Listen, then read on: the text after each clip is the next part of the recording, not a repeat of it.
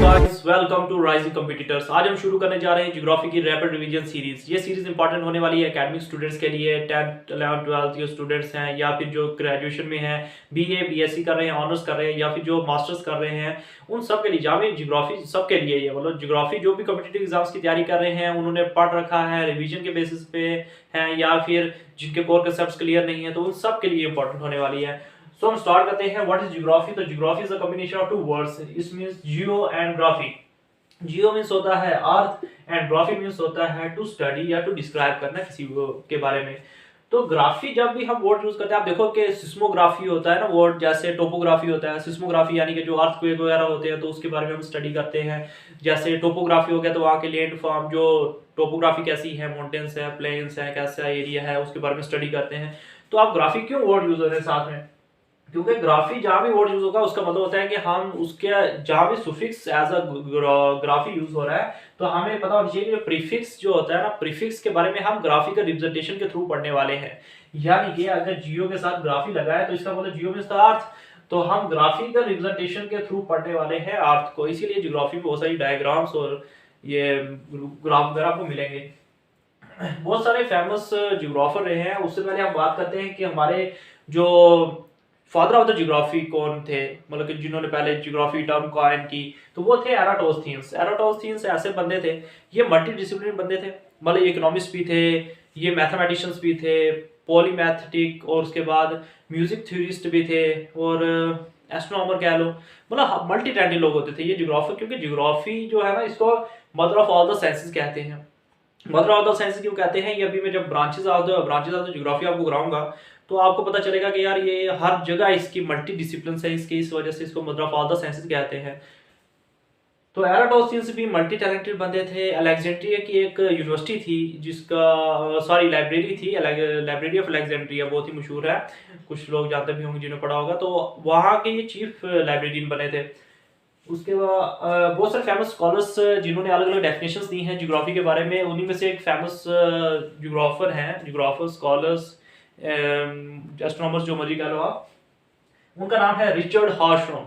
Richard हार्शॉन, इन्होंने geography की definition दी है कि ज्योग्राफी इज कंसर्न्ड कि to provide accurate, orderly and rational descriptions of the variable characteristics of the earth surface. मतलब कि आप कुछ कीवर्ड्स देख रहे होंगे यहाँ पे, accurate, orderly and rational descriptions. यानी कि ज्योग्राफी का ऐसा सब्जेक्ट जो कि कंसर्न है कि वो प्रोवाइड करेगा आपको एक्यूरेट इंफॉर्मेशन, मतलब एक्यूरेट, मतलब थोड़े बहुत लूप होल्स हो सकते हैं लेकिन आपको एक्यूरेट बात होगी वहां पे। मतलब आपकी जब भी कोई बात की जाएगी ज्योग्राफी में तो आपके पास कुछ थ्योरीज होंगी, मतलब जब भी कोई ज्योग्राफर बात करेगा उसके बारे में कि लैंड फॉर्म कैसे हो गए हैं, कोई भी चीज अगर ओरिजिन हुआ है तो वो कैसे हुआ है, उसके बारे में एक प्रॉपर स्टडी की होगी उसने, तभी वो बात करेगा। हवा में कोई बात हो सकती है, रैंडम फैक्ट्स नहीं दे सकते आप, आपके पास प्रॉपर थ्योरीज होगी, उस फैक्ट्स होगा, आप उसके बारे में बात करोगे, ऑर्डरली होगी। यानी कि आप जो भी बात करोगे एक सीक्वेंस में बात होगी, स्टेप बाय स्टेप बात होगी। मतलब पहले आपने बात की या और यूनिवर्स की ओरिजिन कैसे हुई, फिर आपने बात किया ओरिजिन ऑफ द अर्थ कैसे हुआ, फिर आप बात करोगे माउंटेन्स कैसे बने, प्लेट्यूज कैसे बने, रिवर कैसे बने, ओशंस कैसे बने।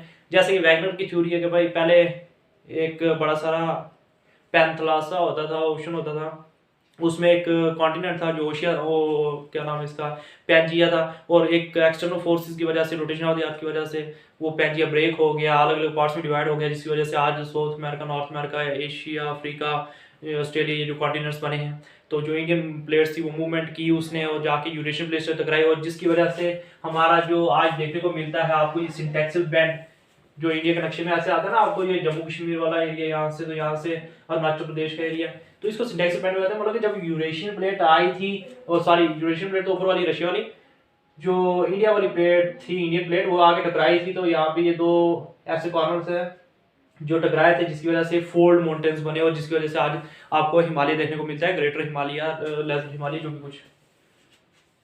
और रेशनल डिस्क्रिप्शंस होगी, यानी कि रेशनल डिस्क्रिप्शन क्या हो गया कि आपको रीजन होगा हर चीज के पीछे, आपके पास एक थ्योरी होगी, प्रॉपर थ्योरी होगी, आपके प्रॉपर डाटा होगा, रिसर्च होगी आपकी कई सालों की लगी हुई, तो वो आपके पास रीजन होगा भाई कि ये चीज कैसे फॉर्म हुई। जैसे हमने यहाँ बात करी, वैगनर ने बोला भाई कि जो इंडियन प्लेट है वो आके यूरेशियन प्लेट से टकराई और ये सिंटैक्सल बैंड बन गया, तो एक प्रॉपर थ्योरी थी तभी उसने बात की।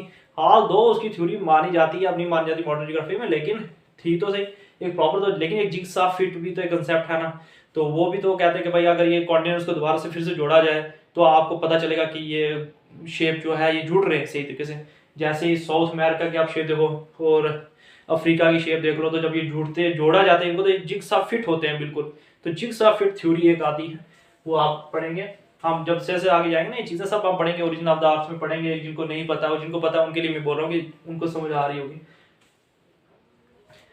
और वेरिएबल कैरेक्टरिस्टिक, हाँ जो आज के वेरिएबल कैरेक्टर, तो वेरिएबल कैरेक्टरिस्टिक मतलब चेंज होती है ना सब। देखो आप पहले ये बोल रहे हैं कि जो एक ही कॉन्टिनेंट होता था, एक ही ओशन होता था, अब कॉन्टिनेंट अलग टूट गया, अलग अलग ओशंस बन गए, है ना।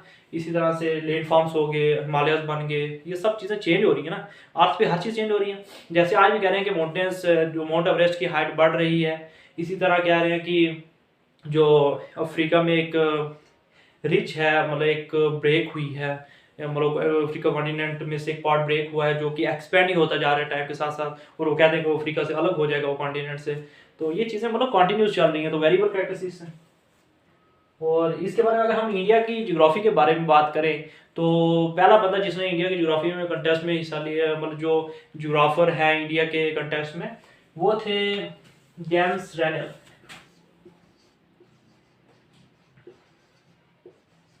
जेम्स रेनेल मतलब पहला बंदा है। तो इसने इंडिया की ज्योग्राफी में बड़ा, मतलब इसको सर्वेयर ऑफ इंडियन ज्योग्राफी कहा जाता है। इसने बंगाल का एग्जैक्ट मैप बनवाया था। बंगाल की मतलब उसके उसके मैप के अकॉर्डिंग जो उसने कार्टोग्राफी की थी, तो उसके 1 सेंटीमीटर मैप में शो होता था, मतलब 1 सेंटीमीटर की जो भी उसकी लाइन होती थी उसमें शो होता था कि ये 5 माइल्स को रिप्रेजेंट कर रहा है, मतलब कि बंगाल का 5 माइल का एरिया उसके 1 सेंटीमीटर के मैप की लाइन में आता था। तो उसने एग्जैक्ट लोकेशन पूरे सर्वे करवा के एग्जैक्ट मैप बनवाया था बंगाल का, और इंडिया का भी ऐसे ही उसने मैप बनवाया था सर्वे करवा के। तो जेम्स रेनल वो बंदा था, ईस्ट इंडिया कंपनी का बंदा था ये। उसके बाद अब हम ब्रांचेस ऑफ ज्योग्राफी करेंगे। ज्योग्राफी की कौन सी ब्रांचेस हैं, जिससे आपको पता चलेगा कि mother of all the sciences क्यों कहते हैं इसको। सो वो भी हमें पता होनी चाहिए। अब हम स्टार्ट करने जा रहे हैं ब्रांचेस ऑफ ज्योग्राफी। हमने ज्योग्राफी की डेफिनेशन पढ़ ली, अब हमें देखना है कि इसको ज्योग्राफी को mother of all the sciences क्यों कहते हैं, इसका रीजन क्या है इसके पीछे। क्योंकि इसमें बहुत सारी, देखो आप कितनी साइंसेस, कितने सब्जेक्ट्स हैं जो इसमें इंक्लूड हैं, तो इस वजह से इसको mother of all the sciences कहते हैं। ठीक है, ब्रांचेस ऑफ ज्योग्राफी को हमने 3 डिविजन्स की हैं ज्योग्राफी की, जिसमें आती है first one is physical geography, second one is human geography and third one is geographic techniques. Physical geography में अगर हम देखें तो ये देखें सब साइंसेस हैं इसकी, जैसे जियोमॉर्फोलॉजी। जियोमॉर्फोलॉजी ये जो अर्थ पे, जो अर्थ के लैंडस्केप पे जो फॉर्मेशन हो रही है, अर्थ के ओरिजिन के बारे में पढ़ सकते हैं। इस पे हम लैंड फॉर्मेशन कैसे हो रही है, अलग अलग तरह की जो प्लेट्यूज बन रहे हैं, माउंटेन्स बन रहे हैं, इन सब के बारे में स्टडी सब्जेक्ट में करते हैं। सॉइल जियोग्राफी की हम बात करें कि किस किस तरह की सॉइल है, डिटेल्ड सॉइल है, एलुवियल सॉइल है यानी डिपोजिशन की जो वजह से होती है, और रेड सॉइल है। इन सब के बारे में हम सॉइल के बारे में बात करते हैं। क्लाइमेटोलॉजी यानी कि वहाँ का क्लाइमेट कैसा है, किसी भी जगह का क्लाइमेट पढ़ने के लिए हम क्लाइमेटोलॉजी पढ़ते हैं कि वहाँ का क्लाइमेट कैसा है, कोल्ड है, हार्श है, हॉट है। हाइड्रोलॉजी यानी कि पानी के बारे में स्टडी करते हैं, पानी कैसा है, सैलिन है, ब्रैकिश है, बैरिन वाटर है, जो कि ब्रैकिश और सैलिन के बीच का जो पानी होता है उसको बैरिन वाटर कहते हैं। ओशनोग्राफी यानी कि ओशन के बारे में स्टडी करते हैं, ओशन जो यानी कि मैरीन लाइफ के बारे में स्टडी करते हैं, कोस्टल स्लोप्स जो भी हैं इन सब के बारे में स्टडी करते हैं, मिड ओशन रीजन्स इसमें इंक्लूड होती हैं।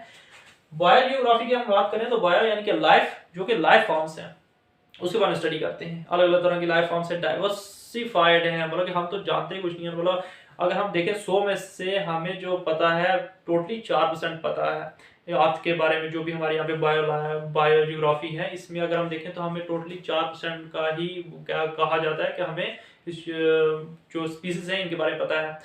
क्योंकि आप देखें जो अराउंड 2007 और 8 में जो जापान में सुनामी आई थी, उसमें एक फिश देखने को मिली थी जिसको ओरा फिश बोलते हैं।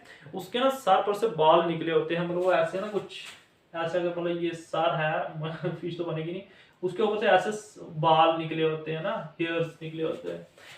तो वो हमने देखी थी, वो काफी लंबी थी, वो शायद 10 फीट के अराउंड थी, 8 to 10 फीट के अराउंड, और वो काफी पतली सांप की तरह, जैसे थोड़ी चिपड़ हुई। तो उसका कहते हैं, मतलब इनके लिए तो नई चीज थी सबके लिए, लेकिन वहां पे बोलते हैं जो जापान का जो एंशिएंट टेक्स्ट है उसमें वो इंस्क्रिप्ट है कि ऐसी कोई स्पीसीज है वहां पे जिसको पहले देखा हुआ है एंशिएंट टाइम में। बायोजियोग्राफी होगी, उसके बाद एनवायरमेंट जियोग्राफी, एनवायरमेंट कैसा है वहाँ पे, एनवायरमेंट के बारे में स्टडी करते हैं जो भी टोटली जैसे ईवीएस वगैरह। ह्यूमन जियोग्राफी पे आते हैं। ह्यूमन जियोग्राफी में हम कर रहे हैं बात हिस्टोरिकल जियोग्राफी की। हिस्टोरिकल जियोग्राफी यानी हिस्ट्री कैसी रही है हमारी, इंसान कैसे भाई, कदीम इंसान के बारे में ये सब चीजें। एंथ्रोपोलॉजी, इंसान के बारे में, इंसान के द्वारा जो चीजें की जाती हैं वो आती हैं एंथ्रोपोलॉजी। एंथ्रोपोलॉजी होता है ह्यूमन, बाय ह्यूमन, है ना, ह्यूमंस के थ्रू क्या क्या हो रहा है, पॉल्यूशन हम कर रहे हैं, डेवलपमेंट भी हम कर रहे हैं, हर चीज हम ही कर रहे हैं धरती पे, तबाही कर रहे हैं। मतलब जो भी कल्चर की ज्योग्राफी की बात करते हैं तो कल्चर ज्योग्राफी में हमारा वहाँ क्या, मतलब किसी जगह कल्चर अलग अलग होता है। अगर हम देश की बात करें तो इंडिया कल्चर अलग है, अमेरिका का कल्चर अलग है, श्रीलंका का कल्चर अलग है, अलग अलग जगह का अलग अलग कल्चर, तो वो सब हम यहाँ पे स्टडी करते हैं। सोशल जियोग्राफी में आगे सोसाइटी कैसी है, सोसाइटी के बारे में स्टडी करते हैं।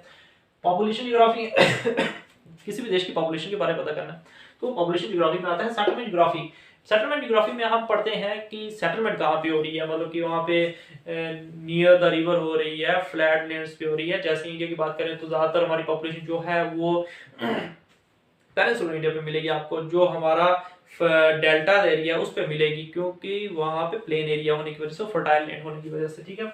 पॉलिटिकल जियोग्राफी की बात करते हैं, जो भी हमारी देश के जो भी नेशंस हैं उनकी बाउंड्रीज के बारे में, है ना, उनकी हाथ कितनी है और ये सब चीजें उसमें। इकोनॉमिकल जियोग्राफी यानी कि इकोनॉमिक अलग अलग कंट्री की जो इकोनॉमिक सोर्स या अलग अलग स्टेट्स का इकोनॉमिक सोर्स क्या है, जीडीपी कहाँ से आती है, कहाँ से इकोनॉमिक जनरेशन होती है उनकी। ज्योग्राफिक टेक्निक्स की बात करते हैं ना, मैथमेटिकल ज्योग्राफी, मैथमेटिक यानी कि कैलकुलेशंस वगैरह की जाती है ना, जैसे आप अर्थक्वेक आया जैसे हमने एग्जांपल ली थी, या कोई भी मतलब अगर अर्थक्वेक आया तो कितने मैग्नीट्यूड का है, इंटेंसिटी कितनी थी, इसी तरह सुनामी आई है, साइक्लोन आया उसकी स्पीड कितनी है, सब मैथमेटिकल कैलकुलेशन तो यूज होती है इसमें। तो मैथमेटिक्स ज्योग्राफी यूज हुई नहीं हुई। उस तरह स्टैटिस्टिकल ज्योग्राफी यानी कि स्टैट्स के थ्रू, यानी कि बार ग्राफ बनाए जाते हैं, है ना, तो ये सब चीजें आती हैं, स्टैट्स के थ्रू बताते हैं पॉपुलेशन के बारे में। ज्योग्राफी जो रेनफॉल होती है उसके बारे में सब कुछ स्टैट्स में आता है। कार्टोग्राफी, कार्टोग्राफी में ये साइंस ये है कि मतलब आप एक जो मैप ड्राइंग करते हो ना, या किसी भी जगह का मैप ड्राइंग, किसी स्पेशल स्पेशल होती है, स्पेशल जो वर्ड होता है ना वो यूज इसीलिए होता है, स्पेशल, SPATIL, ये स्पेशल नहीं, ये स्पेशल, ये स्पेशल जो वर्ड होता है ये यूज इसीलिए होता है किसी भी पर्टिकुलर जगह के लिए, ठीक है।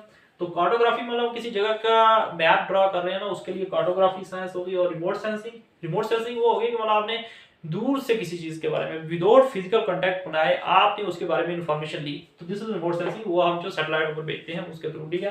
GIS, जियोग्राफिकल इंफॉर्मेशन सिस्टम, ऐसा टूल है जिससे आप उस पर्टिकुलर जगह की इंफॉर्मेशन को एनालाइज कर सकते हो, मैपिंग कर सकते हो, उसकी प्रॉपर, है ना, डाटा को एनालाइज कर सकते हो। तो ये है जियोग्राफी इंफॉर्मेशन सिस्टम, पर्टिकुलर किसी कंट्री के लिए, स्टेट के लिए।